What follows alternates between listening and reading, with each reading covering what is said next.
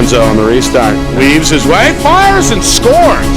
We're going to attack, coming middle, trying to free himself up, shot, score! Gets around Weed, off the bounce, shot, and a score. Wow. Levine with some speed. Levine fakes a pass. Levine all the way is going to fire and score. Up top, Druin. He wants a shot, and he's got it. Wow. Meanwhile, Arbusto, one-handed shot is up and in. Got a penalty flag down. Skip pass sets up Gabord, and it's time to pluck a chicken. No. Got a good one-handed scoop up. Roy, and then he lights the lamp. Lowers that left shoulder and fires up the Cougar fans. Look at this. Nice play. Fake shot by Brunzik, and then he drills it on his way to the ground. Chase, extra feed, shot, score, game over. Well, hello everyone, and welcome here to Exeter. Nick and Aston Roger Howe with you. Gets set for the 2025 NHIAA Boys Lacrosse Division I State Championship game here at Billball Stadium between the Pinkerton Cardinals and the Pinkerton Astros. Let's step aside for the national anthem.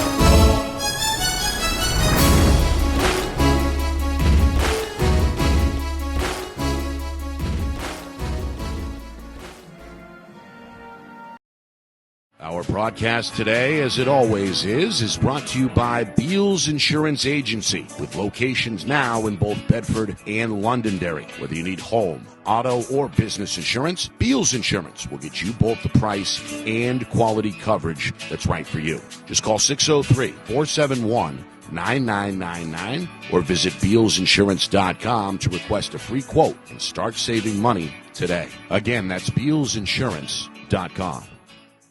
The New Hampshire Tomahawks promote the highest level of club lacrosse competition, not just in the state, but in the country. Looking to get recruited? Director Chris Cameron keeps an open dialogue with the nation's top college lacrosse coaches. Over 400 New Hampshire Tomahawks alumni have played at the college level, including the ACC, Big East, Big Ten, Ivy, NESCAC, NE10, and more. The New Hampshire Tomahawks coaching staff has over 100 coaches, including current high school varsity and college coaches. The Tomahawks offer training for players of all ages, clinics, camps, and leagues, along with spring, summer, and fall elite teams. So play with the best. The New Hampshire Tomahawks, showcase and development for college lacrosse. Visit NewHampshireTomahawks.com and girls.nhtomahawks.com. How can you reach your team's fundraising goals at no risk and no cost? MG Sports offers a variety of products to make your team's fundraiser a success. Their products include tickets and discount cards to hundreds of local businesses. MG Sports now has a digital platform where athletes can raise funds in the comfort and safety of their own home. So become another lacrosse program like Bedford, Goffstown, or Memorial that sets fundraising records every season. MG Sports, fundraising made easy. Visit mgsportsfundraising.com to start raising money for your team today.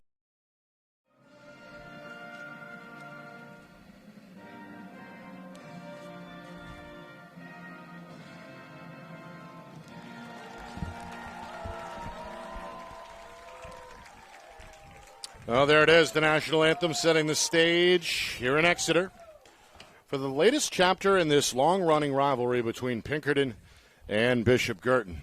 The Astros are the top seed. The Cardinals are the defending champs. We'll begin with Pinkerton under first-year head coach Marty Ogier. 6 seniors, which means he's had to rely on many of the underclassmen to contribute. They have stepped up their game, and they arrive here after a 14-4 mark in the regular season. Winners of 4 straight. They downed Exeter 13-6 in an impressive semifinal performance. That followed a quarterfinal blowout win over Dover. Pinkerton seeking their first state championship since 2019. Bishop Guertin, also with a first-year head coach. Former player Brian Cameron took over for his father Chris in the offseason.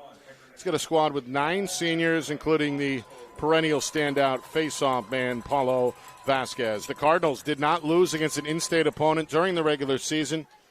Overall went 13-5 to get the number 2 seed. They've won 5 straight, including a 12-8 victory over Bedford in the semifinals. Roger, what do we look for? Yeah, listen, both teams coming in very strong off of those semifinal wins. They're both very healthy. Both teams are going strong with full rosters out there. This is unprecedented. This will be the 13th time these two teams have met since 2005 in the NHIAA finals for Division One, and of course Bishop Guertin up 8-4 in those contests. So 2019 was the last time they lost to BG in 2023. We need to see what happens here at the Face-Off X. This last game between Exeter and Pinkerton, Stengel wasn't quite as strong as he would have been, in normal situations, but he was going against Will McElroy, probably in that top 1, 2, 3 slot with his opponent tonight, Paulo Vasquez. So look for that to be a key point.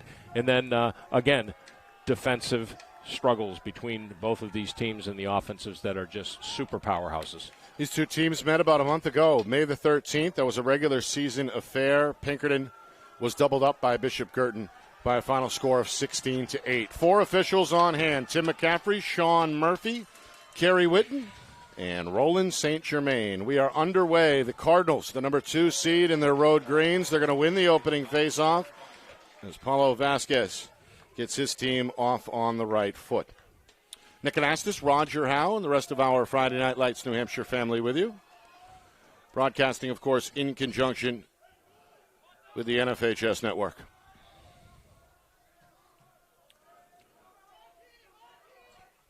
Little cat and mouse on that far sideline. Michael Ponto, the senior, one of several NCAA commits on Coach Cameron's roster. Ponto on his way to RPI next fall. Yeah, and Ponto being the... Here's Bo Dubois. Got laid out, but that one ends up in the back of the net. Opening goal comes 47 seconds in, along with the game's first penalty against Pinkerton. And they're going to wave that off. That was a simple push, according to lead referee McCaffrey. So Bo Dubois, the senior midfielder, on his way to Lemoyne, able to light the lamp. Had plenty of shooting space there out in front. Well, just about to say that Michael Ponto had 5 goals against Exeter, and then the next opponent, or next guy down, was Dubois with 3. And there's a good save. The Pinkerton goaltender is Gavin Burwell, the junior. He makes his first stop. His team secures the ground ball. And now Pinkerton looks to work out of their own end via the long pole, one of the juniors, Brendan Carney. Who we'd love to see that he is out there. Double team, lost it from behind, and here comes Ponto. Ponto down the middle, gets inside of Blasco, goes over the shoulder. But the bouncer effort is wide and out of play. Transition opportunity squandered there by BG as Pinkerton gets it back. Yeah, Carney had no help over here at the 50-yard line, which is unusual. The Pinkerton Astros are pretty adept at this. Here's another mishap. Jackson Farrell, the sophomore, took his eye off it. Ball now loose as a result, and BG's going to take it away. Wow. Owen ride. King able to snatch it for the Cardinals. The junior committed to Lemoyne. Now Ponto looks for a man in front. Catch by Sean McGarry. He goes tumbling. No flag. And through all the contact, McGarry able to hang on. Now he dances along the near sideline. And BG set to restart here with 2 minutes gone by. The Cardinals already out in front, 1-0. Yeah, good pursuit. Good cover by Jackson Chase, number 33, on that last play. May have prevented a second goal. Indeed. Meanwhile, Dubois draws a slide. Schmidt going to rotate it. McGarry, underhand feed. Ponto fields it off the bounce, and now 2 men behind the net for BG. Bishop Guertin, they have not lost against an in-state opponent since they fell to Pinkerton on this field back in that aforementioned 2019 state championship game. Wow, this was a close one here, Nick. Hudson Schmidt, the junior, one of the captains. Pretty good look there, but ended up wide. Cardinals get back to work. Watch it. 2-man game. It's Owen King.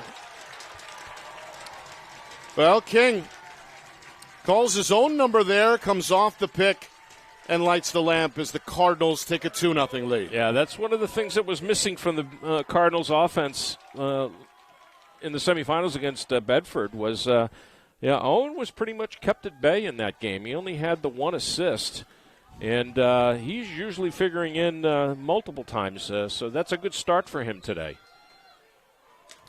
Meanwhile, Pinkerton's going to win their first face-off as the junior Fogo Dylan Stingle sets up a quick shot. That went a little bit wide. That's the freshman out in front, Tyler Pernardi. one of several members of the class of 2028 who have elevated their game for Pinkerton in this postseason. Yeah, and he has figured in every game in the playoffs here for the for the Astros. That is. There's Benjamin Quintilani, who, along with his teammate Jeff Gormady, are going to continue their lacrosse careers next season at the NCAA level, staying local. Yeah, and committing to Southern New Hampshire University in Manchester. Seems like Coach Calkins over there at Southern New Hampshire has got a pipeline to Derry and Pinkerton. He's had a number of quality grade A players come out of Pinkerton and star there, namely most recently Chris Valentine, who played attack for the Astros a couple of years back. But, seems to pull him in. Here's Quintilani. Looks for Gormady on the cut, but that pass is too strong. The ball is batted across midfield by Carney, which draws the officials' attention. The whistle blows, and Bishop Guertin comes back here left to right. 4 minutes in, first quarter. Fast start for the Cardinals. Already out in front 2-zip, threatening to add a third. Pinkerton, meanwhile, you can see the communication here defensively. Somebody's wide open. It's Hudson Schmidt. Closed out quickly by the Astros defender Jackson Chase. And now back to the near side wing. Dubois makes his way left side. Shot. Swallowed up. Burwell's second save. So they were keying in on Cam Hayden. They were trying to get him in an isolation situation because he had a short stick midfielder on him, and Schmidt did not see it. Chase finds Jeff Gormady. Good spin move. Here comes the senior. Sets up a quick shot that's swallowed up. Tough angle look for Levi Weaver, the freshman. It results in the first save for Jonah Feliciano, the junior goaltender. Good look here. Oh. This one batted down. Ponto going to scoop. Out in front. Shot and score. Well, Michael Ponto really elevated his game in last year's championship win over Bedford, scoring 5 goals. He gets his first tonight. 5 minutes in, 3-0 Cardinals. Too bad we don't have replay on this because Brady Blaska made a great attempt at picking this clearing pass off from Colin Foley. He had it right in the webbing of his stick, pops right out, goes to Ponto. Not a fair match for Mr. Burwell when you got Ponto breathing down your neck like that. Meanwhile, Vasquez has now won 3 of 4 for BG. Bodied up by Stingle. Adjusts his mask on the fly, leaves Stingle in the dust. Too much stick here. And the senior going to pull it back out, being harassed by Chase. Yeah, still too much stick. You got to put a body on Paulo like that, or anybody that's coming down the pipe like that. Well, Dubois, head on a swivel, hooks up with the Penn State commit, Cam Hayden. He was one of the more dangerous goal scorers statewide. Nearly midway through, first quarter. The defending champs off to the start Coach Cameron was hoping for. It's 3-0. Here comes Hayden. Hayden against the short pole, goes right by him. Left side shot. That one whizzing by the ear of Burwell and out of play. They've got to get a long pole on Cam Hayden. You can't have that happen. 2 men behind the cage for the Cardinals as they go back to work, threatening to make it 4-0. Ponto sweeping shot on his way to the ground, ends up wide. That one from almost an impossible angle, but it's backed up by the Cardinals in the near corner, and King is ready for the restart. I'm much more comfortable with this matchup now on Cam Hayden. You got Carney, the bigger defenseman out there, playing Cam Hayden. This is the matchup that should be. Meanwhile, one-on-one matchup on the far side. It's a spin move. Burwell. And Burwell picks it off. Ponto trying to work goal line extended. Now Burwell comes out of the cage. Long outlet taken at midfield. This is Ronan Connors, one of the athletic seniors for Pinkerton. Pretty good move by Cole Mackin, another member of this 2025 class. Coach Ogier with a personnel mix with the ball behind the cage. And now Matt Gormady makes his move, ducking the shoulder, tries to turn the corner. 2 men in pursuit, and the flag is out. I think you're going to see a slash here. So now we will get the game's first penalty with just over 5 minutes to play in the opening quarter. So this is going to be on Colin Foley. It looks like it's going to be a slash. A little too aggressive there in pursuit. I think that, well, they doubled the ball over there on that far side on Gormady, and I think during the actual crash in on him, that's when Foley's stick came up a little too high. So the EMO unit on for Pinkerton. Astros the top seed overall, hoping to get on the board as they look to dig their way out of this 3-0 hole. Oh, I like the way he had a good look there. Instead, it's Quintilani. Going to work it to the far side. Farrell back up top. There it is. Gormady near side. Somebody's Perfect. open. Yep. It's the freshman Weaver. There's the connection again, Nick.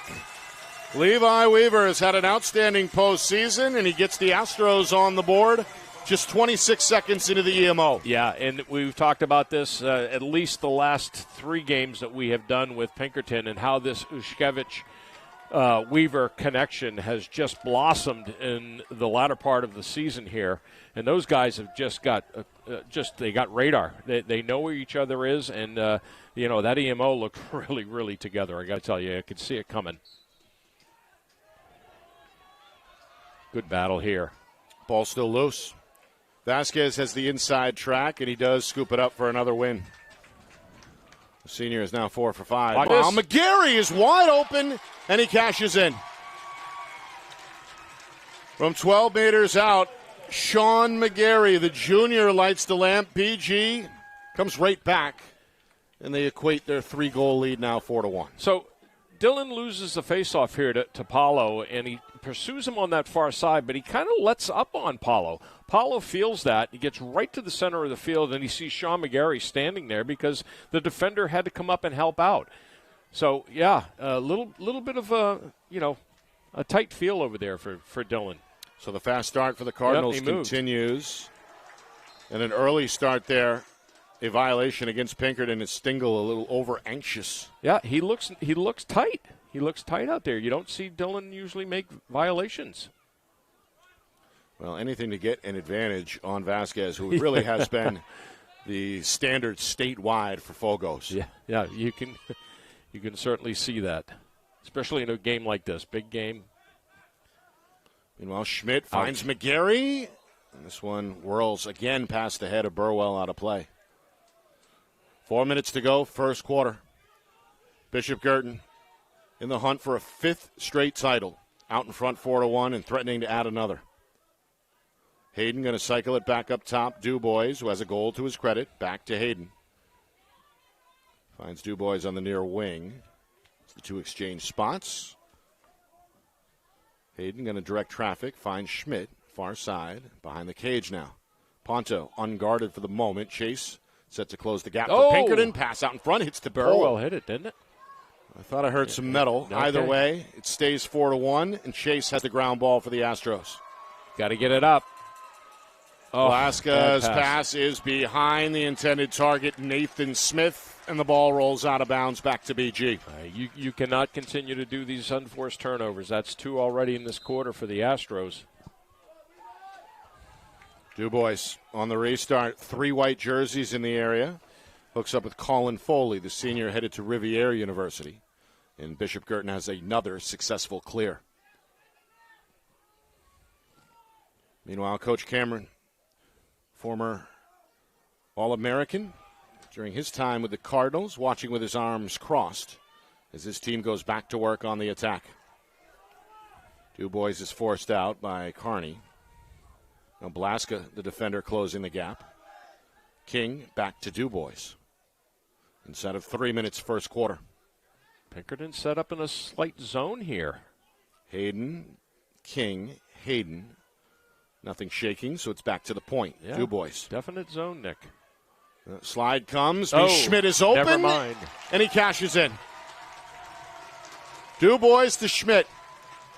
And the BG attack rolling here early, 5-1. And a disorganized zone at that. A little bit of a gap, a little overplay up top on the midfield.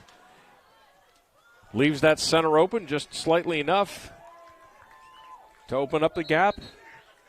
So Hudson Time Schmidt out here. He's the 5th different goal scorer for Bishop Guertin. That's going to lead to an early timeout from first-year Pinkerton head coach Marty Ogier. Yeah, this is This is really unprecedented. I'm sure that the Astros did not expect this to be the kind of start that BG was going to come out and throw at him. But, yeah, that didn't look pretty there on the defensive side of things. And this is the way you got to stop the bleeding right now. 5-1, still a couple minutes left here. So the defending champs coming out swinging. Goals from Bo Dubois, Owen King, Michael Ponto, Sean McGarry, and Hudson Schmidt. Now that's some balance. Yeah, that's about. And you know what? That was one of the. We didn't have a lot of pregame time to discuss this, but that was one of my points to the game. Is that we didn't see that across the board scoring. Although there were only 13 goals scored in that BG Bedford game by BG.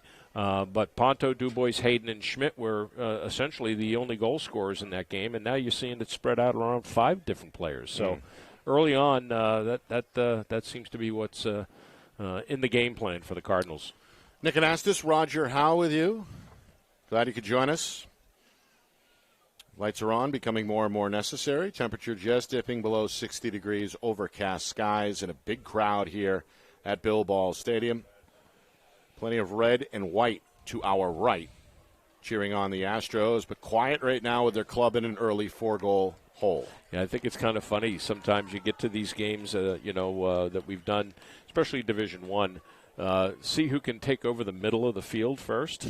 And Pinkerton appears to have gotten here a little earlier than the Cardinals fans, and they've kind of taken up mostly the 50-yard line and to the right of us, going all the way to the end. Well, BG, they're just as enthusiastic as the Cardinal mascot is mixed into the crowd, making his way up the stairs here on the near side. And kind of a Hawaiian theme amongst the student section. They're draped over the railing behind the Cardinal bench. Meanwhile, another win for Vasquez, and here he comes. Shot. Going to sail high, but stay at this end. Every once in a while we see that from Paulo. He'll just come right down the alley and let it rip. Sure enough. Meanwhile, Ponto going to pull it out. Cardinals will bring on their second line of midfielders here. That includes the freshman Jack Redfern, who's played well. Redfern's first touch comes with 2 minutes to go in this first quarter. Redfern being chased by Carney. As he brings the junior defender behind the cage, the freshman start, stop, start again. Now back deep on that far side wing for McGarry. Final 100 seconds first quarter. Schmidt trying to free himself up. Back for Ponto. Rotated around again for McGarry. So the Cardinals continue to test the fences. Two-man game, little pick and roll. King swims away from one. Gets knocked down, and the ball is out. All good. Ground ball scooped up by Connors for Pinkerton, and here he comes. Pull it out. The senior. One of the school's better hockey players. Able to navigate well along the boundary, and the Cardinals do get the clear via Cole Mackin. Mackin will now pump the brakes. And a rare possession here for the Astros. I think, Roger, it's just their second trip. Well, and the EMO. That's right. Yeah, so third possession. But it's almost unheard of that you would say that. Oh, Matt Gormady rings the bell. Hits the pipe. Loose ball. Kept inbounds behind cage by Ushkevich with 45 seconds to go. That's where you want the pop. Right here. Against a shorty with Gormady. Quintilani muscles his way into the mix. Fires. And that one a little wide. It is backed up by Ushkevich. Yeah, my bad. I'm definitely Quintilani on that, not Gormady. We saw Quintilani bounce off several players. Member of the state championship football squad for Pinkerton back in the fall. Here he is, right on cue. Again, trying to make something happen, but good defense is going to force a reversal. Yeah. Now it's Farrell. Little shake and bake. Clock starting to become a factor with 10 to go. He beats Feliciano for the score. Yep. Could see it coming. Jackson Farrell, the sophomore, kept the defender on his back and lights the lamp to make it 5-2. Well, sometimes you just got to put the team on your back and get it done, and here's Farrell doing it tonight. He figured in one goal against Exeter the other night, and here he is putting a tally up again, and good for him. Good for Farrell. Scores with just inside of 9 seconds remaining. And here we are talking about freshmen and sophomores again, Nick. Yep. Just amazing. It's been an ongoing theme this season, regardless of division. Vasquez gets loose with 5 seconds. Looks for McGarry, who took his eye off the ball. The ball ends up on the carpet, and we hit the end of the first quarter. BG, a quick start. Out in front 5-2, but Pinkerton will look to build on a little bit of momentum when we come back. Second quarter next. You are watching the NHIAA 2025 Boys Lacrosse Division I State Championship game. Here on Friday Night Lights, New Hampshire, we're broadcasting in conjunction with the NFHS Network. Our broadcast today, as it always is brought to you by Beals Insurance Agency, with locations now in both Bedford and Londonderry. Whether you need home, auto, or business insurance, Beals Insurance will get you both the price and quality coverage that's right for you. Just call 603-471-9999 or visit BealsInsurance.com to request a free quote and start saving money today. Again, that's BealsInsurance.com. Bishop Guertin in the hunt for a 5th straight Division I championship. Off to a good start here in Exeter. They lead Pinkerton 5-2 as we get set for the second quarter. Nick Anastas along with Roger Howe. Well, new coach, same results, at least so far. Longtime head man Chris Cameron stepped down in the offseason after winning his record-breaking 13th championship on this field a year ago. His son Brian steps in, and the Cardinals are just as impressive in 25 as they've been throughout the run from Chris Cameron. Well, it's just you hand it over to the next guy, and the train just keeps rolling down the tracks. And I could say kind of the same thing for Marty Ogier in a way. Yeah. He has a very, very strong program. Ogier, longtime assistant under both head coach Brian O'Reilly, and now the current Bedford head coach. And as you mentioned, it's been able to kind of bridge the gap over several administrations with Pinkerton. Burwell gets another save there in my book. Didn't hit the pipe. I think it hit his leg. Speaking of Coach Gaudreau, he guided the Bulldogs to the semifinals, but they came up short against Bishop Guertin earlier this week by a score of 12-8. Yeah. Nick Anastas, Roger Howe with you. Second quarter, Cardinals scored the first 3 goals tonight.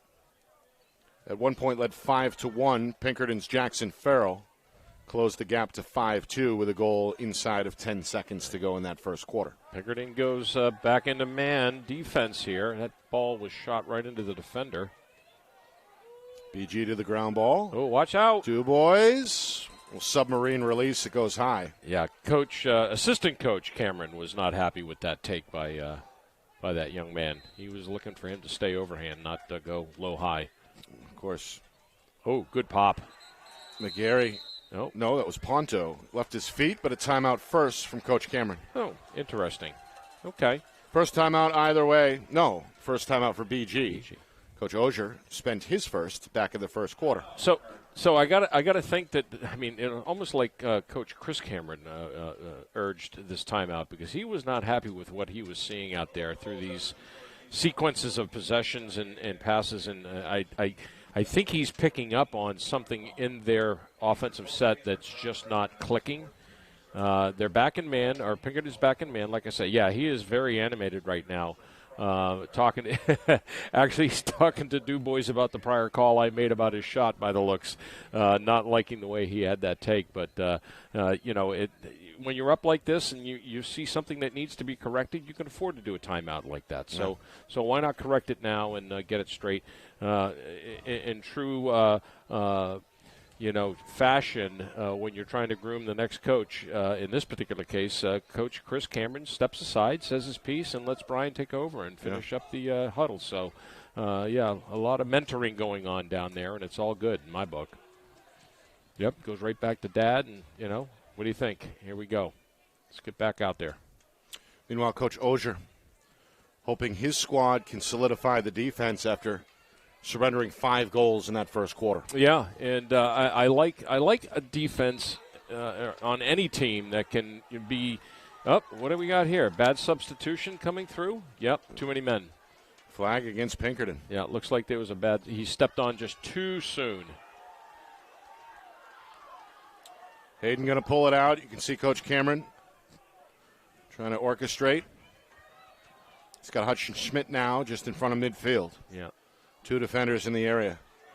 Schmidt to his left gets the step. Nice. Fans on the shot. Watch it's out. out. McGarry quickly puts up the rebound attempt. It ends up out of play, and now we will get the call. Yeah, he again, low to high by McGarry, not pleased with Chris Cameron.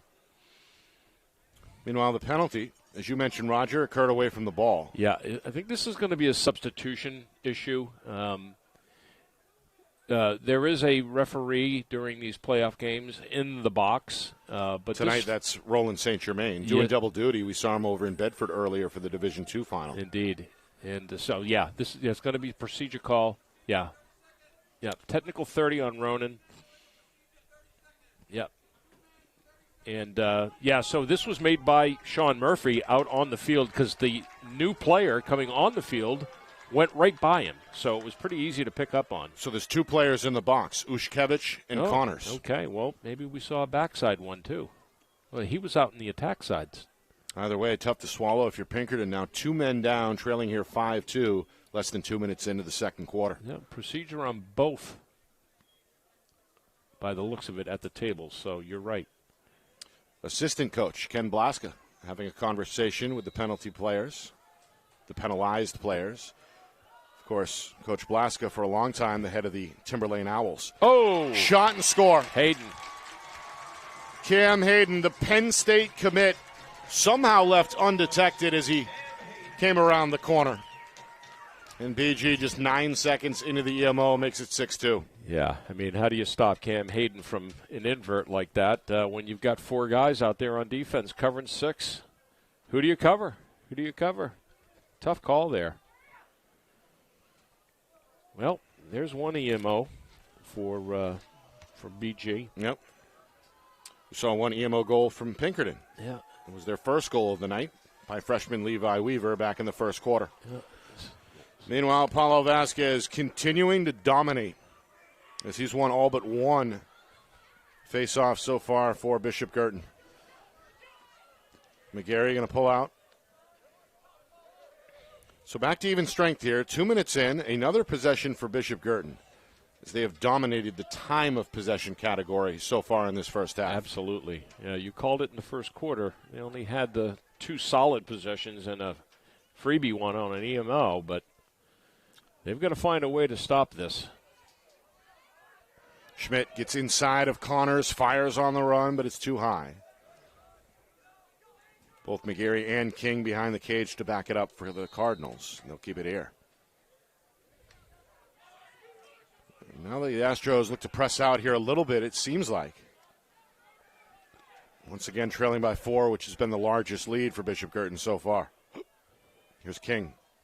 Oh, got a man. Schmidt was open, but passes on the shot. Boy, was he open, Nick. Now Hayden off the pick, draws a slide. Ponto, spin move. That one may have gotten a piece of one of the posts. Yeah. As it heads out of bounds. 3 minutes in, the Cardinal attack still stays on this end of the field. Yes, I'm not sure, but I think Caleb Hobden, number 18, right now playing the ball, I think he's a long pole defender. Trying to jam up King. Yeah. Instead it goes to Ponto, and that one definitely ricochets off the metal and flies out of bounds on that far side. Yeah. So we're having a repeat of low to high shots here that is not pleasing the coaching staff. What are they looking for, a bouncer? I think they're looking for something different. You got to mix it up here. If you're hitting post and you're hitting the goalie or anything like that, that's acceptable. But those 2 shots by Dubois and now this gentleman here were not even close. Meanwhile, Hayden triple teamed and the ball goes out. Good play by Carney, who gets to the loose one at midfield for Pinkerton. Watch out. Connors gets it away just in time. The freshman Weaver is going to tiptoe along the far side. Pinkerton hoping to take a little bit of a breath here as their attack back on the field for the first time in several minutes. 4 minutes gone by, second quarter, 6-2 BG. Yeah, they have to. They have to get a good possession here. Cut this lead in half. Quintilani Wants a one-on-one against Hayden. Brings him right side. Lowers the right shoulder. And escapes behind the cage. Hayden still with him, giving him plenty of room. Yeah, let's take a look at this because Cam Hayden's a big guy. He might end up being a defensive midfielder. That could have been a penalty right there. He went lunging at Quintilani, and that broke up the play. Wow. And now look at his speed. Hunter Duaney, the senior. He's got a man in the middle. Extra feed. McGarry, Ponto, thought about it, but a good closeout by Carney prevents the shot. Coach Cameron pulls it back out, and the Cardinals go back to work with nearly 5 minutes gone by second quarter. That was a great clear, great movement, great passing by the Cardinals, and even better by the Pinkerton Astros to get back and cover up. Meanwhile, the freshman Redfern finds King in the corner. Oh, love this. Go ahead, kid. Stay on it, Chase. That's Chase chasing. That's it. Up top. Oh, he's all over the place. No look there for Andrew Redfern. Finds his younger brother, Jack. And now Jack goes back to the corner. Fast-moving first half here in Exeter. Nick and asked this, Roger, how with you? We got off the ground a little early, a couple minutes before 7 o'clock. Already midway through this second quarter. Coming up at halftime, we'll revisit the other 2 state championship games played today. McGarry lights the lamp. This time, Roger, looked like he went high to low. He stayed plain, right straight plane, belt line. Either way, his second goal makes it 7-2. Yeah, and I got to tell you, you got to be awake. You can't be sitting back, Gavin. You got to be watching all the time. So Owen King figures in again with an apple here. So he's coming alive a little bit. He's 1-1 for today, and give another one to McGarry. That's his second, right? Yep. 1 goal in the first quarter. Yeah. And 1 coming here at the midway point second quarter. Yeah, and he only had 2 assists in that Bedford game in the semis. So him and Owen. It was a 12-8 win for the Cardinals over the Bulldogs. Here they go again. Vasquez wins another face-off. That's now 9 of 10. Had some help there from the long pole defenseman Tyler McLeod. BG switching up personnel. And now it's DuBois who's given the green light. By the way, McGarry, the first player to score multiple goals for either team so far. Yeah. The Cardinals have had 6 different men light the lamp. DuBois spins left, fires, and scores, and he joins the 2-goal club. Yep, just like that. Pretty move. Looks like kind of a drop step and then just let it rip to make it 8-2. Let it rip. You said it all right there. In this midfield, they can rip. I mean, even that second line with Redfern and Jeremy Warren, I mean, even those guys can pop. Yep. Cardinals deep, as we know. 1, 2, 3, 4, 5, 6, 7, 8, 9 NCAA commits on the roster. That seems par for the course year in and year out. You know what I find astounding, though, all these years following BG Lacrosse is how the face-off guy just never gets challenged. From Murphy to Paulo, right, McNallen before him, guys go on and on. Just it's insane. It really is. Oh, look at this. Skip wide pass, open. McGarry. Shots may have been set aside there by Burwell. Actually, I think it hit Chase. Chase came crashing in. Or not Chase. Carney came in very, very late, but I think might have gotten a piece of him. So it was redirected off the defenseman. Yeah. But it stays with Bishop Guertin. We move toward the 5-minute mark. Here in the second quarter. Cardinals hoping to continue to grow the lead. They've scored 3 unanswered. Hayden, that one a little too high. Now McGarry ready for the restart again, deep behind the cage. King being chased by Smith. Draws a slide. Nothing cooking. So now DuBois with a chance up top. Mackin trying to hound him. Slide comes over. Extra pass. McGarry blocked again by the defender. Hit by Chase. Yep, turned his back. That allows his long pole teammate, James Caruso, to come up with it. It's a route. You can hear Coach Ozier trying to direct the clear here. They need a good clear, and they need a good possession as we near the end here. Nathan Smith back to Burwell, and a timeout called by Pinkerton. Second charged Astro timeout. You literally Comes are with forced. 4:13 to go before the break. Sorry to step on you there. You Nope. literally need to call that timeout there. They were up against the clock. In fact, when that whistle blew, Coach Brian Cameron was jumping up as if they had the failure to advance whistle coming up on them. But it was pretty darn close, I'll tell you. And they desperately not only need this timeout for a break for their defense, which looks tired right now, quite frankly, and to try and get something started. So the tough part, the bad news here is that it's going to be a long clear for them because it's going to be back in the zone. So got to have that defensive break here to get the second win to get it up over the offensive side. Nick Anastas, Roger Howe, and the rest of our Friday Night Lights New Hampshire family with you, broadcasting in conjunction with the NFHS Network. Bishop Guertin hoping tonight, June 14th, means championship number 14. It would also be their fifth straight. Pinkerton hoping to hand the Cardinals their first in-state loss since the Astros topped them back in the 2019 state championship. That was also former head coach Brian O'Reilly's final game. Final game, yeah. I wonder what Coach O'Reilly really feels about not coaching anymore. He's obviously getting his Jones taken care of with football every year. And, of course, he's still the school's athletic director. He's actually down on the sideline chatting with former Exeter AD Bill Ball, the namesake here of the stadium. Geez, there's enough history between those two gentlemen to write a Absolutely. book and then some, I would think, huh? It'd be neat to have a little documentary series from like PBS or something like that. Yeah, do that Coach on those two O'Reilly, guys. certainly with the pedigree in both sports. In fact, guided Pinkerton to another football state championship on this field back in November. And, of course, in the springtime for a long time, Pinkerton was the standard. Several championships beginning in the 1990s. Ended it with that victory in 2019, his 12th. Yeah. And, of course, now Cardinal assistant Chris Cameron Look at the pursuit. Oh with my God. 13 state championships as the former head coach. 4 minutes to go. Out of the timeout, Pinkerton is picked off. Ponto with the interception. Out in front, shot and saved by Burwell. Denies Liam Conderty, the senior headed to Keene State. That's the biggest save of the game perhaps so far, as Burwell now with 4 stops in this first half.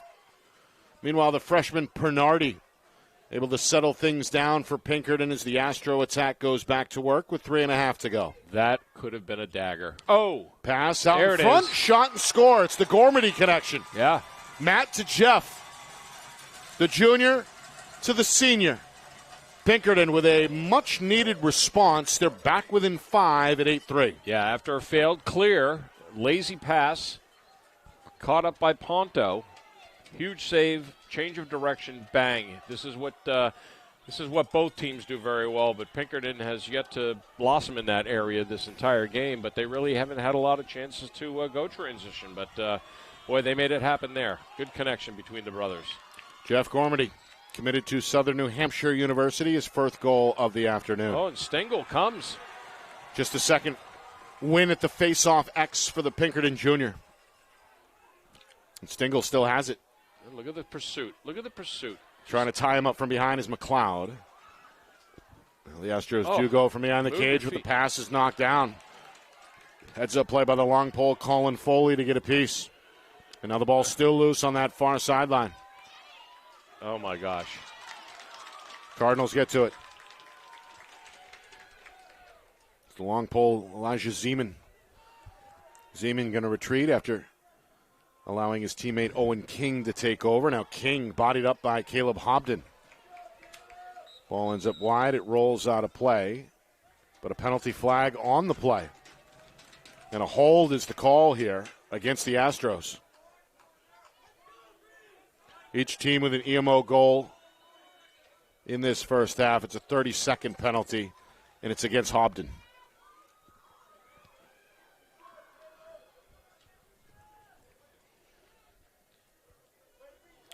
So, Light duty there. danger time again for Pinkerton Yeah. as BG threatens to rebuild their 6-goal lead.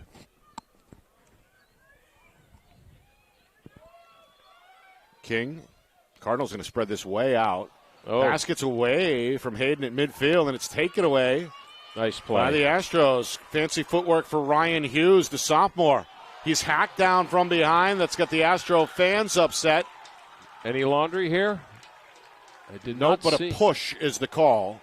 Okay. And that'll allow Pinkerton to at least keep possession. Yeah. Coulda, shoulda, woulda. Back to even strength. 2 minutes to go until halftime. Coming up at halftime, stats, highlights, analysis, full recap, plus an out-of-town championship scoreboard to get to as well. Both the Division II and Division III scores are coming up. Let us not forget about D3. 8-3, Pinkerton trailing. Hoping to build a little bit of momentum before halftime. If they can score here, that'd be 2 straight. The freshman Levi Weaver looking to get a step. Takes over for Farrell, sophomore, a little scoop pass. Now Matt Gormady, the junior, tries to lure the BG defender, Andre Steinbruick. Patient trip here for the Astros. Pass broken up out in front and taken away by John Paul Dunsmore. They call him JP, the junior. Made a good heads-up defensive play to force the turnover. Now Feliciano walking out of the cage for the Cardinals, helping out on the clear attempt. Zeman, and now a timeout from Coach Cameron. Second and final timeout for Bishop Guertin. It comes with 1:07 remaining. The Cardinals out in front comfortably 8-3. Yeah, definitely strategizing here for last shot. A lot of bodies moving back and forth up and down this field in the last, 4 or 5 minutes here. Sure, why not? Astros looked like they were pressing a little bit harder there and making an errant pass. But, again, BG's defenders locking them down and playing very, very aggressive against the Astros, which is kind of bottling things up. But see what they come out here. See what they do. Big circle, perhaps, on offense for the Cardinals, and then see if they can crash the net and come out of here with a 9-1. Meanwhile, we've got 2 distinct huddles on the Astros sideline here. Offense, defense. Yep. Coach Blaska, the assistant, again, formerly of Timberlane, former head man with the Owls. Seems like he's in control of that defensive huddle with Coach Ogier talking to the attack. Oh, yeah, that's his baby. I've been able to talk to him after the games, the last couple of games, even the one that we didn't do, the Dover game, he's got as many calls for his defensive sets as an offensive guy would have in a playbook, and I'm a defender myself by trade, and I couldn't understand some of the stuff that he was talking about, but man, he does direct it. You're absolutely right. Of course, his son, the sophomore Brady Blaska, key member of this defense, as Pinkerton looks to make a play here over the final 67 seconds before the break. Yep. Cardinals have other plans. They want to rebuild their largest lead. Yep. Give it to the horse. Let him do the work, and he does. He rides over midfield. That's Cam Hayden, the Penn State commit. The junior with 1 goal to his credit so far. The Cardinals' attack has been balanced, led by Sean McGarry and Bo Dubois with 2 goals apiece. Speaking of Dubois, going to slow it to a walk just in front of Coach Cameron, as we're down to 40 seconds. Yeah, they're going to sink it. This is what you want to see, a good switch here. Get the pole out there on the isolation. Carney is back on Cam Hayden. And here's the matchup, Schmidt against Mackin. Yeah, and this is what the Cardinals want. And this is what I'm going to point out to be one of the weak points that I've seen in this first half has been the short stick midfielders for Pinkerton. Here comes Schmidt, draws a slide, popping free is Hayden, who shoots low to high, and that one sails away with 12 seconds to go. Yeah, they seem to have been overpowered. Ponto, powerful move himself to the cage, but he's denied by Burwell. Blaska throws it down the other end. It's intercepted by Foley. Foley finds Hayden, who runs out of time as the shot goes wide. That will do it for the first half. The defending champs, Bishop Guertin, in the hunt for their 5th straight Division I state title, halfway home out in front of Pinkerton 8-3 through 24 minutes. Yeah, I'm shocked. I'm shocked that it's the way it is. The Cardinals came out to play, and they have clearly dominated in this half. And, again, much like what we said in the first game today in the Division II championship, it'll be interesting to see what the corrections can be made by Pinkerton to get back into this game early. Yeah. And we know how how Bishop Guertin likes to manage the clock when they're up like this. You alluded to the Division II final. We'll get to it on the other side. Oh, what a tease. 8-3 What at halftime. a tease. Stats, highlights, analysis coming up. You are watching the 2025 NHIAA Boys Lacrosse Division I State Championship game. Right here on Friday Night Lights, New Hampshire. We're broadcasting in conjunction with the NFHS Network. Our broadcast today, as it always is brought to you by Beals Insurance Agency, with locations now in both Bedford and Londonderry. Whether you need home, auto, or business insurance, Beals Insurance will get you both the price and quality coverage that's right for you. Just call 603-471-9999 or visit BealsInsurance.com to request a free quote and start saving money today. Again, that's BealsInsurance.com.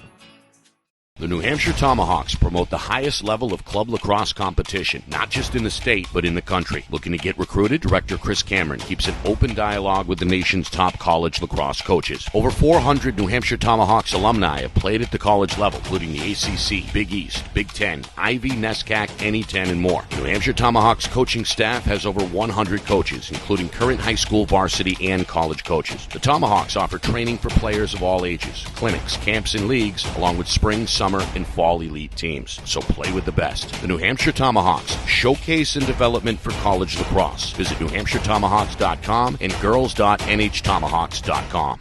How can you reach your team's fundraising goals at no risk and no cost? MG Sports offers a variety of products to make your team's fundraiser a success. Their products include tickets and discount cards to hundreds of local businesses. MG Sports now has a digital platform where athletes can raise funds in the comfort and safety of their own home. So become another lacrosse program like Bedford, Goffstown, or Memorial that sets fundraising records every season. MG Sports, fundraising made easy. Visit mgsportsfundraising.com to start raising money for your team today.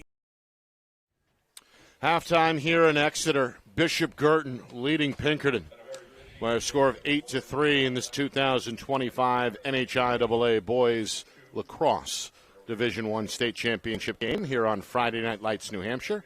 We're broadcasting in conjunction with the NFHS Network. Nick Anastas, along with Roger Howe. Bishop Guertin undefeated yet again against in-state competition. They have not lost to a New Hampshire opponent since they fell in the 2019 state championship game against the Astros. And frankly, they look like it through 24 minutes of play.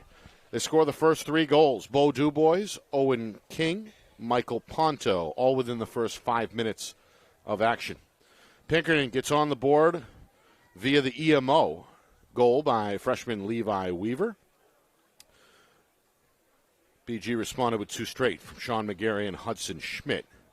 Jackson Farrell scores with 8 seconds to go in the first quarter. 5-2 was the Cardinal advantage after 1.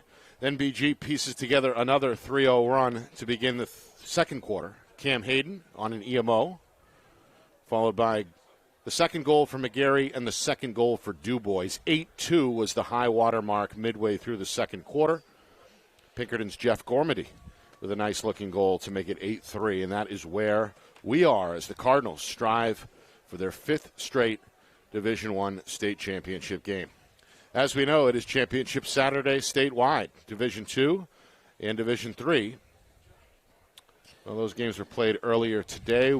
Roger, you and I were in Bedford to see one of the better comebacks we've seen in a long time as Portsmouth goes back-to-back after trailing 5-1 against undefeated Derryfield. They claw their way back in the second half. They force overtime in the final minute of regulation. And then Riley Collins scores the game winner with just 30 seconds remaining. Portsmouth, your D2 champions yet again, as the Clippers have now won 4 of the last 5 in the division. And earlier up north in Laconia, This one just minutes ago. Yeah. Plymouth, they hand Brown their first and only loss in the final as the Bobcats down the Bears by a score of 7-5. And that is just as shocking as the outcome of that Derryfield game. Not so much about the score, but certainly they were a wagon this year. I mean, Brown really had, they were full steam ahead. And Plymouth kind of started off slow a little bit, and then they got their act together. And as always, they become strong towards the end. And man, they pulled that out. And it doesn't look like they were ahead from a better portion of that game. The scores that we were getting looked like Plymouth was pretty much in command there. So I may be speaking out of turn here for what we've seen, from our sources. But hey.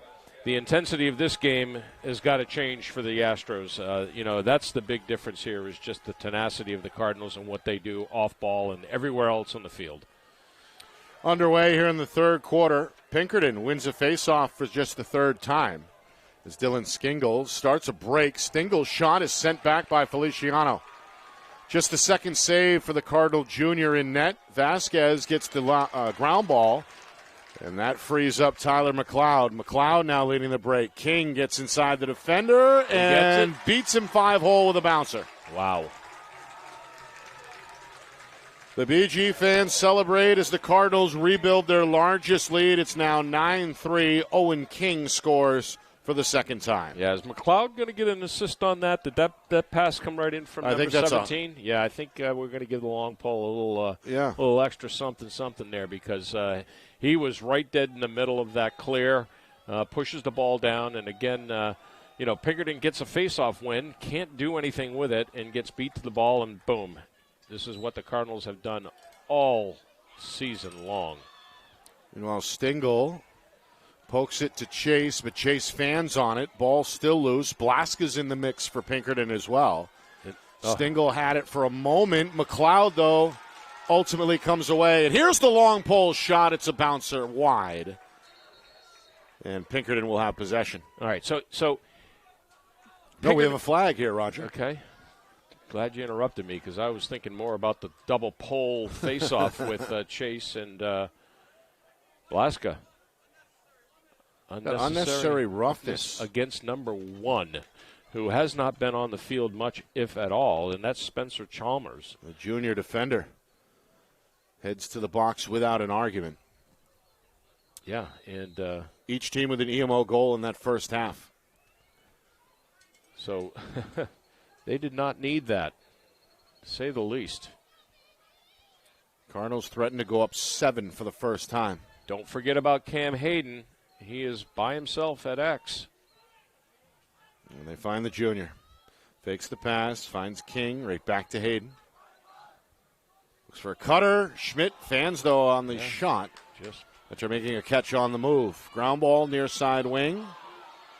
Again, and it's hot potato here. Carney pushed out of bounds, lost his footing. Almost could have been a headshot there. The Astro fans wanted a penalty. They won't get it. Meanwhile, Blaska, the sophomore defender, broke his stick on the play. Yeah. BG right back to work. 15 seconds remaining on the EMO. Ponto at the point, cycles it near side for Dubois, and this pass gets away from King. Ball came in a little low. Yeah. Looks like it went between the junior's legs out of bounds, so Pinkerton dodges a bullet. Yeah. As they kill off the EMO with 2 minutes gone by in this third quarter. Unofficially, that's Bishop Guertin's second unforced turnover, so they've been pretty precise. Burwell, deep pass, hooks up with Farrell. Farrell down the middle, shoots and scores. Wow. The sophomore lost his helmet in the process. He's got 2 of the Pinkerton goals. And a big answer there for the Astros that cut into the lead. It's now 9-4. Well, you can't give Burwell an assist on this, but, man, my pen is itching to give it to him. I mean, that was a great pass. Great catch by Farrell, too. Kind of an over-the-shoulder, twisted backhand drops it in. That was a gorgeous pass. It really was. That was just good. I'm going to put him down in I'm not going to object. A light gray pencil mark here for Burwell. That was fantastic. Burwell has been sharp. Despite giving up the 9 goals, does have a handful of stops unofficially. Meanwhile, Stengel has elevated his game a bit at the X for Pinkerton, but as I say that, we have a violation. Yeah. And again, they double pole the faceoff, which is what I would be doing as well. I think that's a smart thing. BG back out, or their attack back on the attack here, leading by 5, 9-4.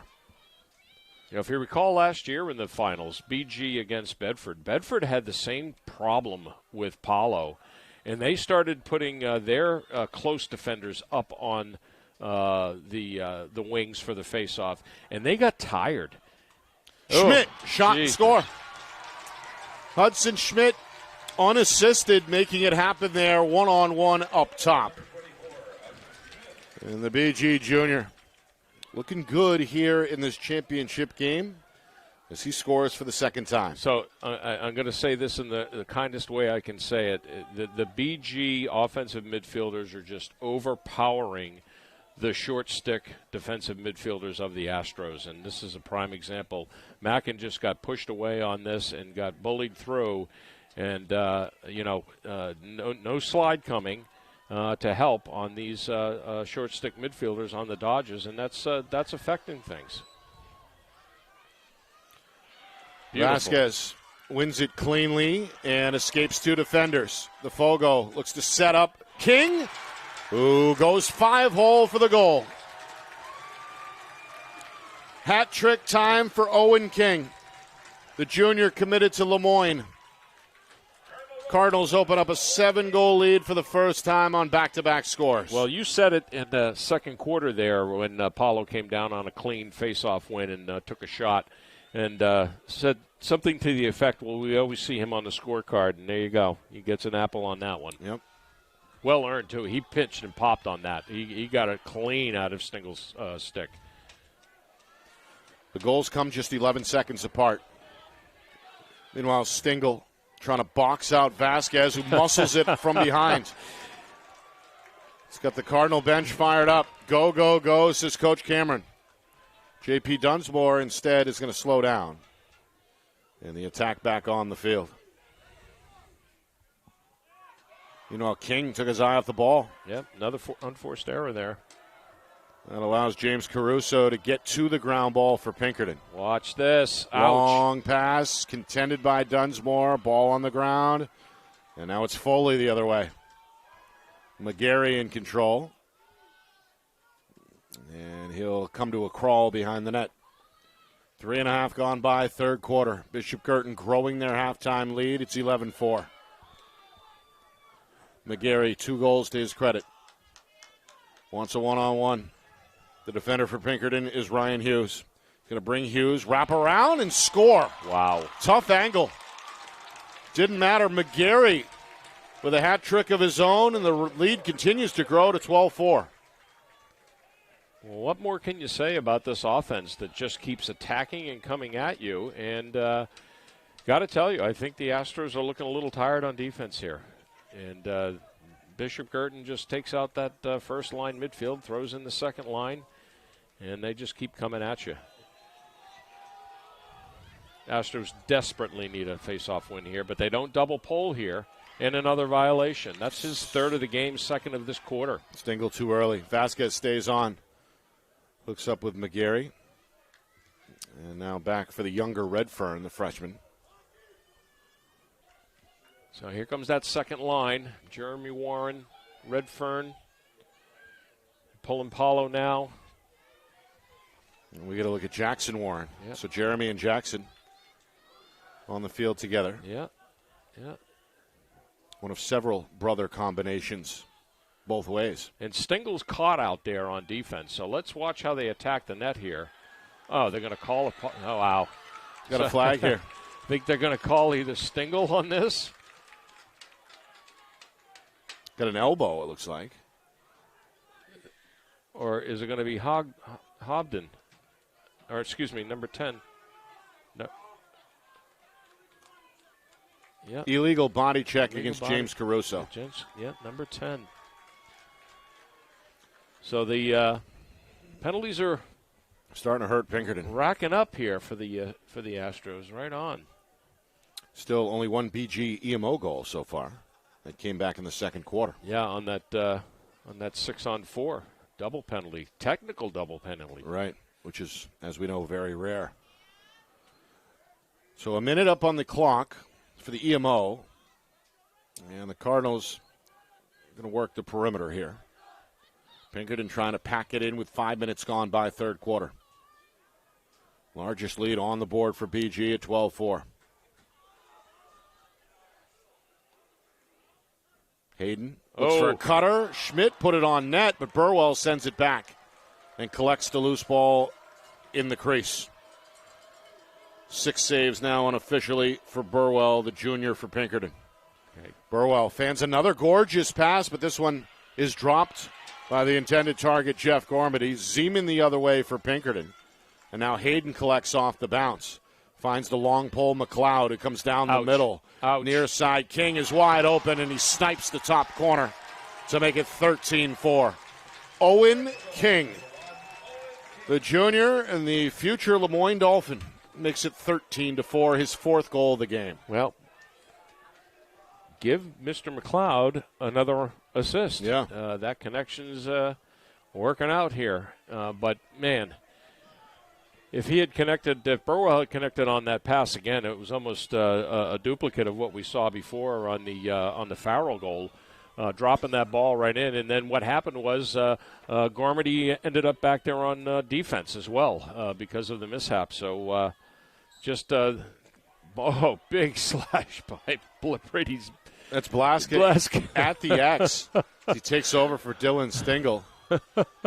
See maybe a little frustration there from the sophomore. Yeah, it reminds me of ice hockey. You send your guy out there to kind of rough things up a little bit. He took a nasty hack at Paulo. Yeah, right at the wrists, it looked like. Oh. Meanwhile, Schmidt, low catch, somehow got the shot off. Yeah. Sent back by Burwell. And now more physical action on that far wing results in a Pinkerton push. Yeah. Cardinals will keep it as we hit the midway point, third quarter. BG starting to pull away here. They led 8-3 at halftime. It's now 13-4. Yeah. Watch out. out. Give and go. Hayden spins left. Good defense by Smith to stay with him. Back up top. Two boys. Nothing there. McGarry, Schmidt. Near side Hayden. He's got room. Shot. About 6 inches north of that crossbar and out of play. Yeah, but I like what he did there. He came at him on his left, went to his right, tried to go top side. Just missed it. Cardinals threatening to open up a double-digit lead here as we approach 5 minutes to go, third quarter. Bishop Guertin in the hunt for their 5th straight Division I championship and their 14th overall. I love that was just beautiful. Ponto putting on a show. Just beautiful. Able to change direction and then beat Burwell over the shoulder. So Michael Ponto scored back in the first quarter. Scores again here in the third to make it 14-4. Yeah, I mean, that was just a beautiful play.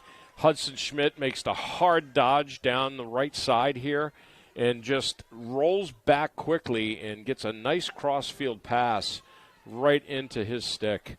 And there was just the whole flow of that play was just beautiful to see from up here. Roger, that's now 5 unanswered goals in less than 5 minutes. Yeah, it's an avalanche right now, and I don't know how they're going to stop it right here. And we got a lot of time left in this game. Pinardi in there battling, the latest face-off man for Pinkerton. Yeah, so that ball's still unclaimed. McLeod's going to poke it back to his own end. Still no possession called Not here. yet, and now McLeod does muscle it away. Actually, that was Steinbruick, the other long pole, in the mix for Bishop Guertin. Zeman now controlling. Hooks up with Andrew Redfern, who gets across midfield to beat the clock. 14-4. So this is a weird stat just for you data stat geeks out there. That's 5 for 5 on clears, and we're almost through 3 quarters for Bishop Guertin. Just goes to show you the time of possession Yeah. and where that ball has been for a majority of this game, and just how ineffective Pinkerton has been at getting shots on net and trying to get BG to clear it out. And Feliciano only with 2 saves. Yeah, just nothing happening on that offensive side for Pinkerton. Been a dominant performance so far. Inside of 4 minutes, third quarter. Andrew Redfern leaves it for McGarry. Sniper shot sails a little bit high and out of play. It is, though, backed up by the Cardinal freshman Jack Redfern. BG looking to go up 11 for the first time. Off the switch, it's King against Smith. To his right, King shoots low, stopped by Burwell, who lunges out of the cave to try to put out the fire, and he does so. Good save by Burwell there. 8 stops now for the junior. On the clear attempt, that pass too strong. Steinbruick flips the field. Ponto leading the break. Goes over the shoulder to McGarry, who tried to sweep it low. Wow. Tough angle on the release, ends up wide, not a play, but it'll stay at this end with BG. Yeah, narrowly missed that one, even with the behind-the-back pass there, which was dead on, actually. Now McGarry, one-on-one, gets inside of Chase. To the middle, shot and score. Ponto had a word for the defense after the goal. The officials trying to separate the players, as this one is turned ugly. 15-4 with 3:10 to go, third quarter. Yeah, and I'm not sure where the reaction from Coach Ogier is coming from, but he is not pleased with something out there.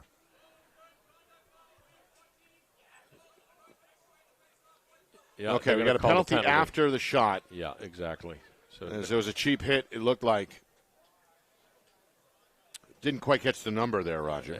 I'm not even seeing the call here. I just it's no face, so it's definitely against BG. It must have been a taunting penalty. Yeah, but who's Bishop in the box? Guertin. We got a cluster down. Are they going to put number 7 in the box here? So I'm just going to put him in. Yeah. Still nobody in the box. You're right. Yeah, which we got to figure this out here, boys. Should be at least an in-home. Meanwhile, Steinbruick gets to the ground ball. So nothing there again. Meanwhile, Roger, there's a player down on the BG sidelines. That may be Hunter Schmidt, receiving attention from the training staff. Yeah, we'll see if we can't get word. Meanwhile, streaking down is McLeod, and why not? The long pole with a couple of assists today, and he calls his own number this time.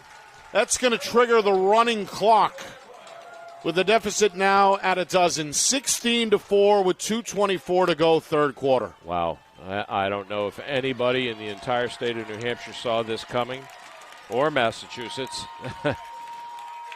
Timeout, Pinkerton. Wow. The BG faithful on their feet. The bench is fired up. It looks like a concert down there. As the enthusiasm is spilled over to the sidelines, 16-4 as this one has gotten away from Pinkerton.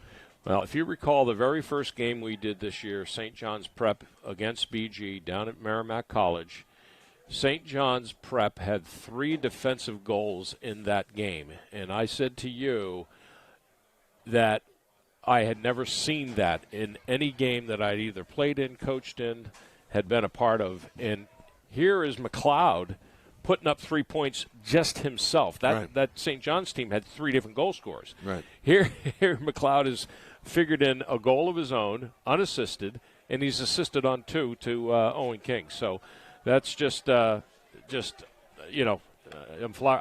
twice today that I've been just flabbergasted by the play of these young players out there. Just crazy. Member of the strong junior class, was elected one of the co-captains before the season began. And correct me if I'm wrong, he's still uncommitted. Have not heard through. May not be planning on playing NCAA lacrosse. Of course, he'll be back with BG next year as a senior. Yeah, of course, when I try to talk to most of these coaches about giving me updates, especially at playoff time when the rosters change. You never know what's, transpired during the season. But meanwhile, we get a look at Hunter Schmidt. He doesn't look like he's ready to come back. He's got his right forearm wrapped up. Yeah. So his night may be over after scoring 2 goals. Yeah. So Pinardi out there for the draw. Another win for Vasquez of BG. Now Dunsmore going to dance away from the defender. This Coach Cameron adjusting the personnel. All right, yeah, you got the bench starting to be drained here a little bit. This is Andrew Redfern. Running clock, 2 minutes to go, third quarter. Cardinals led 8-3 at halftime. That lead has blossomed to 16-4. Ponto going to tiptoe behind the cage, makes a move on Caruso, sets up a shot for the freshman Redfern. That one's tipped away out of bounds. It was deflected off one of the defenders for Pinkerton. Yeah, so Pinkerton's starting to bring some new blood out onto the field here. Number 24, Zach Kelly, LSM player for them. Yep. Member of the junior class. King finds the young Redfern, but Jack can't pull it in out in front. Pinkerton takes it away. Ronan Connors via the near sideline. Reverses direction. Ooh. Looks for a teammate. He's got Mackin open. Mackin now down the middle. Hooks up with Farrell, who has led the way for Pinkerton today with 2 of the 4 goals. We at the final minute, third quarter. It's been all BG tonight. Farrell has got a cutter. Shot on the run. A bouncer for Matt Gormady ends up out of play. And he does not miss on a cut like that, wide open to the screen, 7 yards in. That is just indicative of the entire Astros offense tonight. Meanwhile, Quintilani lowers the left shoulder. Weaver plays it off the bounce. Goal line extended near side, trying to muscle his way to the cage. Poked away by the defender, Zeman. The long pole trying to clamp down behind the cage, but the officials call a push. Hold, yeah. Or a hold. Yeah, I think either way, it stays with Pinkerton. Holding down the stick. And again, the clock continuing to tick inside of 20 seconds. Quintilani trying to position himself for the restart. Finally gets the green light with 10 seconds. Taking too much time here. He tracked down by Noah Guerrara, the defender. Quintilani makes his move. He's got Matt Gormady out front. The shot is spoiled by the defensive effort of McLeod.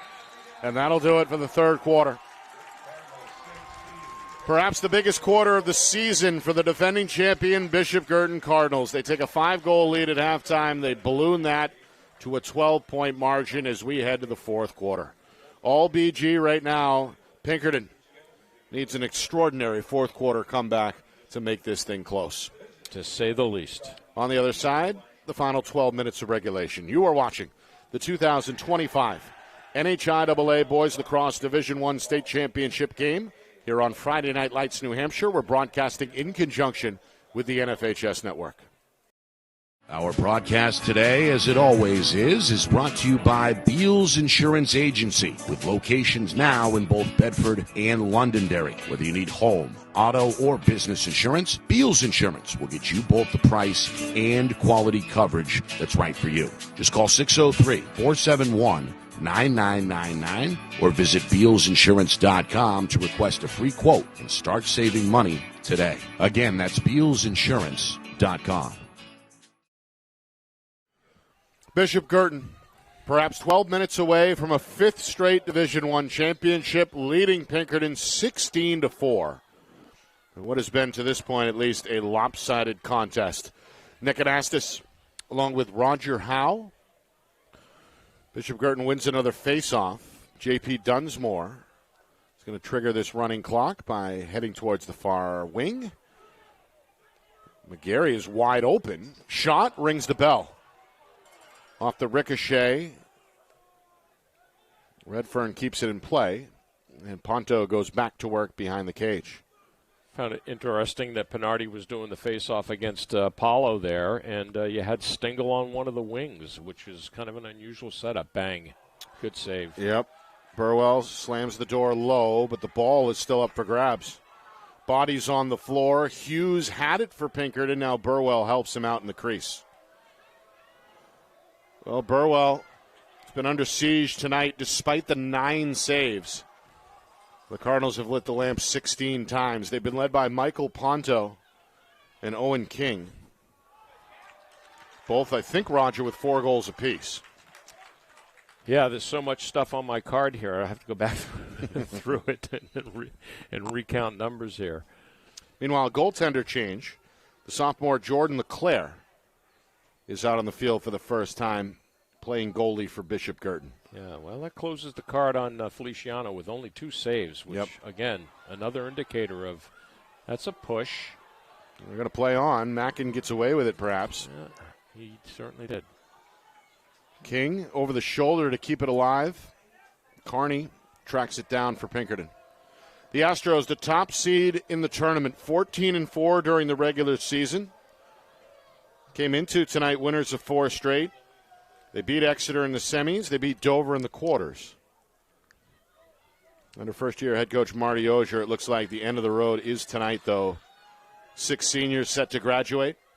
But the future bright as Jackson Farrell, the sophomore, has led Pinkerton with 2 goals. Tries to come up with an assist there, but Weaver unable to collect on the far side of that zone. It's taken away by BG.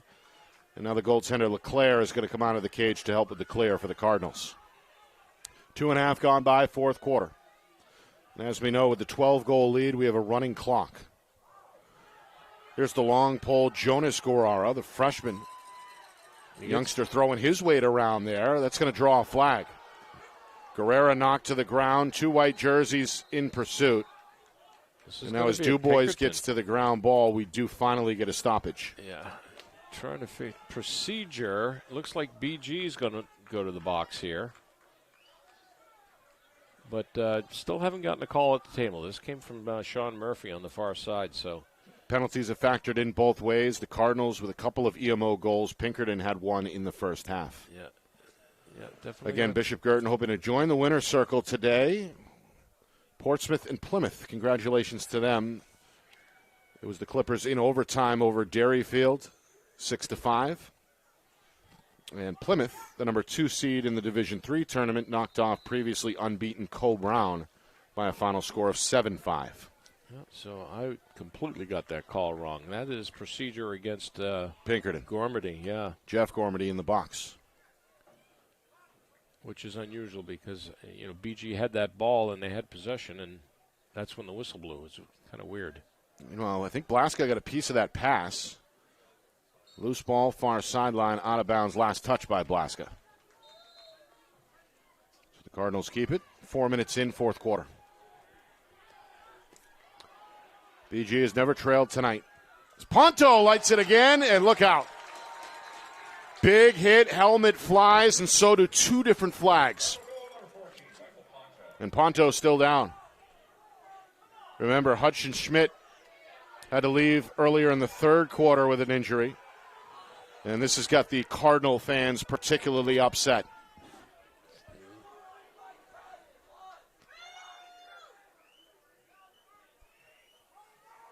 And you can hear some taunting both ways here as the Pinkerton fans let their opinions be known. Yeah, I think it's going to be against Brady. He's already kneeling in the box, so maybe a legal body check. And now again, some of the parents here in the crowd are sniping at each other. A lock for Brady, unfortunately. So Blaska to the box. No argument from the youngster. More concerningly, Ponto is still down for Bishop Guertin. It's a 3-minute penalty, Roger. Yeah.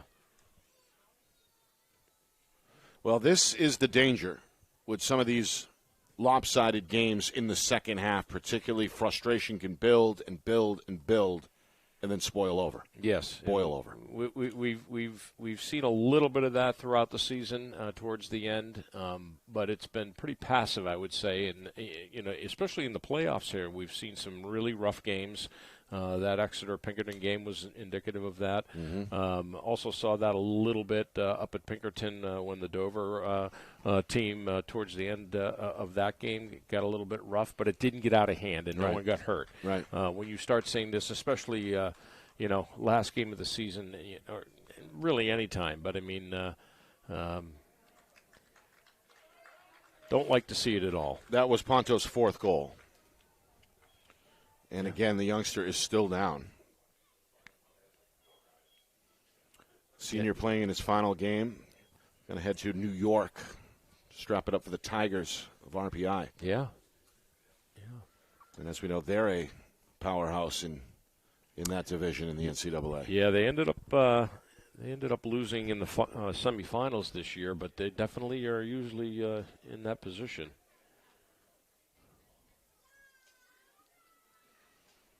Coach Brian Cameron looking over the shoulder of the training staff. Also, Exeter athletic director. It looks like that's Kathy. Kathy's out there as well. And again, 3 members of the Cardinal training staff. Yeah, I think those are his parents. Well, again, if you're just joining us, this one has been lopsided from the get-go. BG, 3 goals in the first 5 minutes. Bo Dubois, Owen King, Michael Ponto. Pinkerton on the board with an EMO goal from freshman Levi Weaver. Cardinals saw strikes from McGarry and Schmidt. Pinkerton with an answer from Jackson Farrell in the closing seconds of the first quarter. 5-2 BG after 1. All right, so just a quick update here. He doesn't have a neck injury. They did move him. He's sitting up. So he is sitting up, which is a great sign. I thought for a second there, the way his head went back on that he was in dire straits, but this is a good sign. So Ponto being helped to his feet here. And a loud round of applause, a standing ovation here from the BG fans. I think the end of his night is drawing near. Yeah. And the end of his career, as we talked about, final game, win or lose, but he was outstanding last year, scoring 5 goals in the championship over Bedford and 4 again to his credit so far tonight. Yeah. Yeah. By the way, Roger, initially they put up 3 minutes on the penalty. That has increased to 4 in the meantime. Now that's something that I have not seen. Is that what are you looking at the down marker for this? Where did you see that? On the scoreboard. On the scoreboard over there. Yep. Wow. Yeah. Yeah. Any of my official peeps, I guess that's a new one. Is it possibly a double 2-minute penalty? That makes more sense than a locked 4-minute. Right. But again, Blaska, the lone man in the box. But I only saw the one call for the illegal body check. So it could be unnecessary roughness, too. So maybe that makes more sense, Nick. And you can lock both of them. So, I mean, not that it matters. Again, just to pick up where I left off with the recap, BG a 5-2 lead after 1. 3 unanswered goals to begin the second quarter from Cam Hayden on an EMO. McGarry and Dubois score their second goals. 8-2 at that point. Jeff Gormady ends the half on a high note for Pinkerton with a goal with 3:28 to go. So it was 8-3 at halftime. The big quarter, obviously, was the third, where BG scores more goals from King, Schmidt, King, McGarry, King, Ponto, McLeod, Ponto, and now the latest 2 from 11 comes from Drew Redfern, the junior co-captain.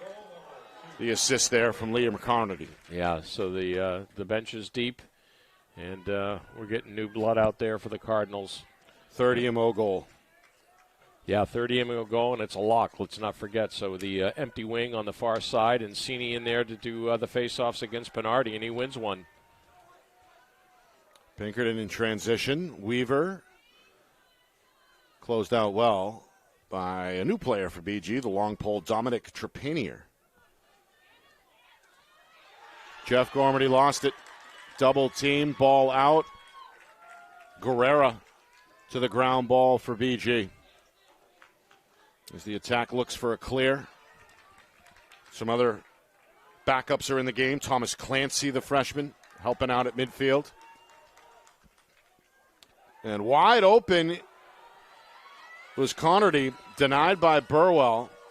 No, nice catch. 10 saves now for Burwell, who stays in the game for Pinkerton as we move to the midway point, fourth quarter. So again, Jeff Gormady out there on defense for the Astros. Gets that clearing pass.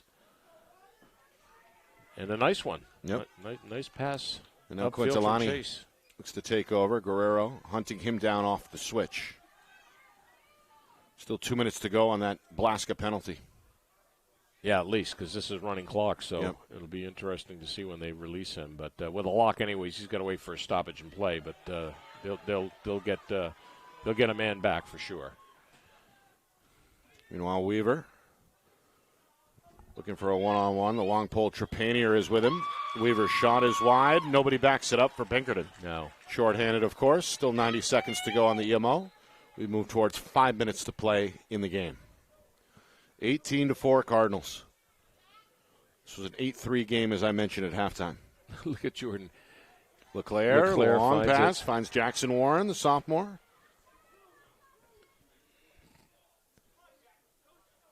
And around the horn it goes. Looking for a cutter there. Warren on a backdoor slip.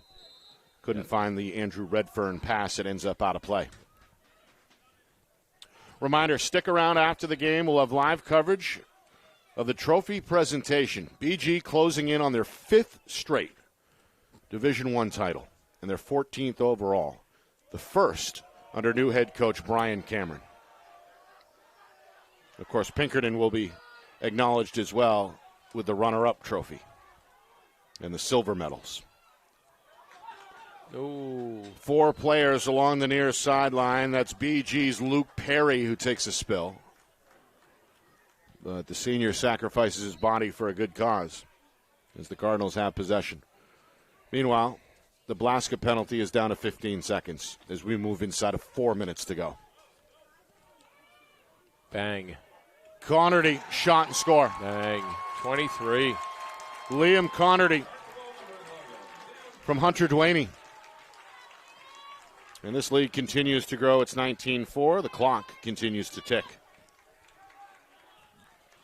Liam Connerty, I assume his older brother was the former goaltender from a few seasons ago for BG? Yeah, that's a good point. I never made that connection, but I would not be surprised. I wouldn't either. I said several times over the course of the last couple of years just how many siblings have gone to Bishop Guertin. Right.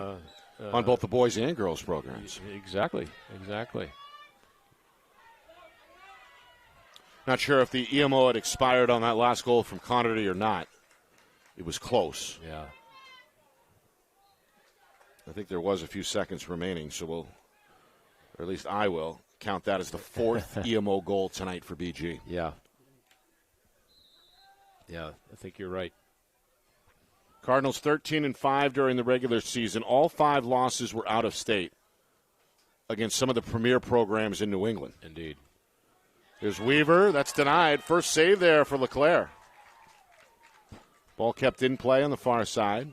Ushkevich goes back door. Weaver goes across the zone. The bouncing attempt by Bernardi is stopped again by LeClaire. It took the sophomore goaltender a moment to find that ball. And Jordan had no idea. That's BG's taken away by James Caruso. First miss clear all night. Caruso, the long pole with a bouncer. We'll see Caruso again this fall for Pinkerton. He's one of the better defensive players statewide on that state championship Pinkerton team. Final 2 minutes on what has been a blowout here in Exeter. 19-4 Cardinals. Yeah, Pinkerton just 1 goal since halftime. That came 2 minutes into the third quarter. And a timeout here from Coach Ogier. Definitely did not see this coming. A 10-0 run by BG. Yeah, just did not see this coming. BG's a very, very good team, but so weren't the Astros, the 1 seed here. Just did not see it coming. Not to this extent. Dominance for sure as the Cardinals stay unbeaten against in-state competition. And will be the early favorites next year, I presume, as well. They're going to graduate 9 seniors, including Avery Whitehead, Colin Foley, Liam Connerty, who just scored a moment ago. Ponto left with the injury. Noah Guerrera. Bo Dubois says goodbye. And, of course, Paulo Vasquez frees up the starting Fogo spot with his departure. Yeah. He'll continue his career next year at UMBC. Yeah, and they reload. Juniors, sophomores, freshmen, Redfern. They got them all coming up through the ranks. So of course, Pinkerton, they will graduate 6 seniors: Jeff Gormady, Ben Quintilani, Kyle Ushkevich, Cole Mackin is going to play at LaSalle, Ronan Connors, who'll play hockey at Wheaton, and the 6th and final senior is another college athlete, Jackson Chase. He'll play at Keene State. Final 90 seconds here at Bill Ball Stadium. Yep, good pick there by Pinkerton on the clear. Rare turnover for Bishop Guertin tonight. Matt Gormady up top, given room, trying to lure out the defender Ryan Baker, the junior. Popping free is Jeff, coming downhill, spinning, takes a hit, bouncing stop, sent back by LeClaire. 3 saves in his 4th quarter for LeClaire, who is easily the tallest player on the field either way. Probably the tallest goaltender I've ever seen. He's certainly one of them. Well, it's a 6-foot-high goal, and he towers over that by about 6 inches, I would say. Well, that's a helmet, too. Is that Chris Hetler in there? There you go. Shot and score. It's Uskevich. The senior's going to go out at least with a goal that's going to end the BG run at 10 straight. But again, too little, too late for Pinkerton. Yeah, and this is one of those situations where Jordan LeClaire just was not staying sharp. Never expected that shot, and it's good to see Kyle tally something here as a senior. 19-5, clock continuing to tick down to 15 seconds. The Cardinal crowd getting set to celebrate a dominant performance in the final round as Samson Sand comes on to take the draw for BG, but it's not going to matter. Yeah, that's it. 19-5 the final. Bishop Guertin for the 5th straight season are the NHIAA Division I champions. The first under head coach Brian Cameron, who's all smiles on the sideline. A wire-to-wire Lynn led by Michael Ponto, who had 4 goals tonight.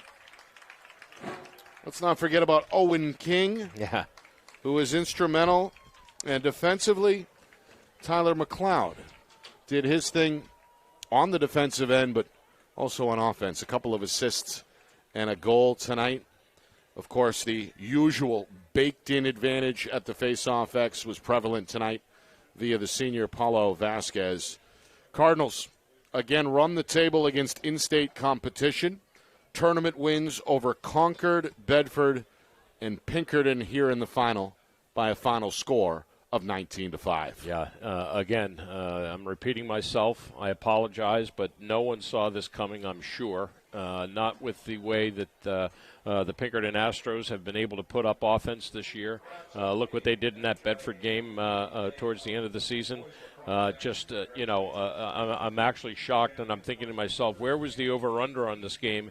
Probably around 25, maybe, 14, 11, 10, 15 games, something like that, where both teams were in double digits, okay? But I never thought it was going to be a lopsided over-under like this. What was the big standout ingredient tonight for Bishop Guertin to come up with this kind of a win? As it always is, it is absolute tenacity on the ball. They never give up no matter where they are in the field. They are conscious of what is happening on the field in terms of ball being, turned over. We got a quick start here. We're winning the face-off, and guys are coming and going off the field very quickly. And you and I talked about it off the air, in that break we had between the first and second quarters. And it's just they get off to such a quick start and put the other team on their heels that they just don't have time to recover and make changes, whether it's offensively or defensively. And then the constant pressure, and again, I alluded to this earlier, that they have had. And I'm going to go back. I think Eric Harry's, a young man that I coached very early on in Tomahawks, was one of the first BG Fogo specialists for Coach Cameron back in the day. Since that young man up through the ranks and all of the championships they've had have always dominated at the X. And when you can put a team on their heels like that and then come right back and get the ball, in your offense's hands as a result of the faceoff, you just are constantly playing defense. And Pinkerton got tired early on defense, and they just could not put any sequence of offense together after that. Some of the finals here tonight, final stats. Oh, yeah. As we take a look, I guess first with the face-offs, Vasquez, I think won 9 of his first 10 tonight. What were the final numbers? Okay, so I had Apollo at 18 out of 22, and then he went 19 for 23 at the start of the fourth, and then Cini came in and took his place. But more importantly, Pinardi came in and did some heavy lifting for the Astros and won a couple of face-offs himself in that fourth quarter. But total domination at the X. Burwell, conversely, in net for the Astros, he had 10 big saves right up until the fourth and got another one in the fourth there. So I mean, he had a pretty decent night for a goaltender that was under siege the entire time. And there was really no let up if you think about it. And I don't even know if they have a time of possession stat. Even at the higher levels, I'd have to really think about that on the box score side of things. But you're right. I mean, you said it early on. The time of possession was just not even close to being, equal. So, Coach Ogier, in his first season as the new Pinkerton head coach, he guides the Astros to the number 1 seed after a 14-4 regular season. They defeat Dover in the quarterfinals. They defeat Exeter on this field in the semifinals. And again, they will graduate 6 seniors, but as we talked about throughout the broadcast, plenty of talent returning next year in 2026 for Pinkerton. Yeah, definitely. And this one's going to hurt. I talked to Coach Ogier before the game, and they were very confident. They thought that they were coming into this really strong, healthy. Brendan Carney was coming back after being concussed. They weren't sure if he was going to pass protocol, and he did. And so he was out there in many situations where they really needed him. To be covering Cam Hayden, for example. The sizes matched up there perfectly for them. But I think this is going to hurt, and they are going to reload. And don't think that this summer isn't going to be a long one for the Astros. Yeah. Meanwhile, Bishop Guertin set to receive the state championship plaque. You see the athletic director down there, Ryan Brown, alongside NHIAA President Jeff Collins, and of course Brian O'Reilly, member of that exclusive lacrosse committee. He is the chairman still. He's the chairman, yep. Yeah, still. Bill Ball is still on that committee. He is the co-chair. Yep, Coach Ball down on the field. So a little bit of a who's who among some of the executives that make all this happen year in and year out. But perhaps the biggest smile on the face of Brian Cameron, former All-American at Bishop Guertin, a 2-time champion himself in his playing days. Had a brilliant career at both North Carolina and Rutgers, now a professional as well, north of the border in Toronto. But this one, I'm sure, is special for a number of reasons. Doing it alongside his father, former head coach Chris Cameron, now assistant. Brian hugging each player individually as they receive their championship medals. Yeah, you can't say enough about this. Family being so tight, that entire family just from Kristen to Brian to Sean, who's a Princeton standout, went to the semifinals this year. Yep. What Coach Cameron himself did at Lehigh University, being one of the top NCAA scorers at attack for many, many years. And, of course, the matriarch of the family, Judy Cameron, involved behind the scenes with the New Hampshire Tomahawks as well. Yeah, not only that, she's running a tournament today down in Taunton, Mass, with her daughter, Kristen. So they're not even here to see this. And I'm sure that they're trying to maybe scope out a NFHS broadcast down there if they can on an iPad or something. But just the pride that flows through you when you see this legacy continue on down the line now with Brian taking on the coaching duties. I can speak for it with my own situation and my sons, and it's a great feeling to see them experience that. Yeah. 19-5 is the final. The Cardinals posing as champions once again. It's the 5th straight Division I title for BG and their 14th in school history. Yeah. A lot of folks to thank here, Roger. Before we get to the thank yous, your final thoughts on not just this game here tonight, but our coverage really all season. Another great success. Yes, and out of all 3 games, we did not see the Division III game, but to see the outcome of that, just one of those days today that, quite frankly, I need to go put my feet up, and thank God tomorrow is Father's Day because I'm exhausted for all this. This has just been a very exciting day today with the 3 championships, and my best to Coach Vish and the Portsmouth Clippers, to Coach Cameron here and the Cardinals, and of course Glenn up there at Plymouth with their wins. So great season already. Already looking forward to summer lacrosse and hitting a few tournaments there. So we'll continue it on. Absolutely. Want to thank our friends at the NHIAA, Jeff Collins, his top lieutenant Dave Rozamek. Another successful campaign working with the folks up in Concord. Of course, our partners at the NFHS Network, including Don Boyle.